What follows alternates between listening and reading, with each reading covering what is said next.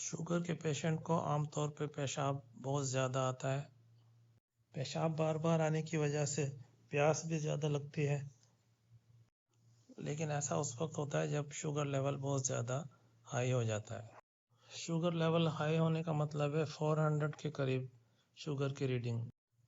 Glucose یا sugar چونکہ جسم میں یوٹیلائز ہونے کی بجائے پیشاب کے راستے خارج ہوتا ہے، اس لیے کمزوری بھی محسوس ہوتی ہے اور بتدریج مریض کا وزن کم ہونا شروع ہو جاتا ہے۔ بھوک زیادہ محسوس ہوتی ہے اور جسم میں درد بھی ہوتا ہے۔ انگلیوں میں برننگ سینسیشن یا چونٹیاں سی چلتی محسوس ہوتی ہیں۔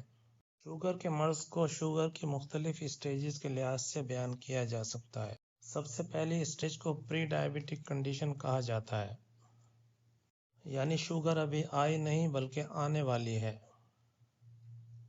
اس اسٹیج پر میٹھی چیزیں بالکل سٹاپ کر دیں اور ہلکی پھلکی ایکسرسائز کرتے رہیں اور گلوکومیٹر کے ذریعے یاد رکھیے کہ شوگر کے پیشنٹ کے لیے جامن اور فالسا بہت مفید ہے، اور کریلے اور کدو، توری، بھنڈی اور کھیرے کا تو کہنا ہی کیا۔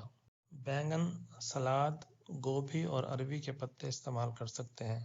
بکری کا گوشت اور مچھلی کا گوشت استعمال کر سکتے ہیں۔ آڑو، آلو بخارا، خوبانی اور پپیتا کھائیں ضرور، لیکن لمیٹڈ کوانٹٹی۔ اسی طرح امرود، چیکو، خربوزہ اور گندم کی روٹی کم مقدار میں استعمال کریں تاکہ شوگر لیول کنٹرول میں رہے۔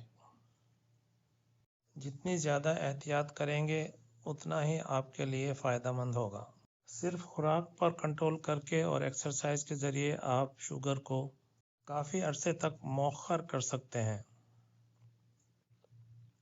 شوگر کے آنے میں جتنی زیادہ تاخیر ہوگی، باڈی کی ڈیگریڈیشن اتنی ہی دیر سے شروع ہوگی اور آپ کا جسم شوگر کے برے اثرات سے محفوظ رہے گا۔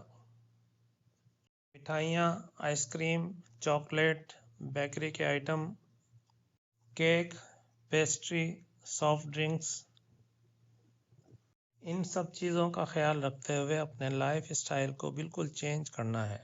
اللہ آپ کا حامی و ناصر ہو۔ مفت مشورے کے لیے کال کیجیے۔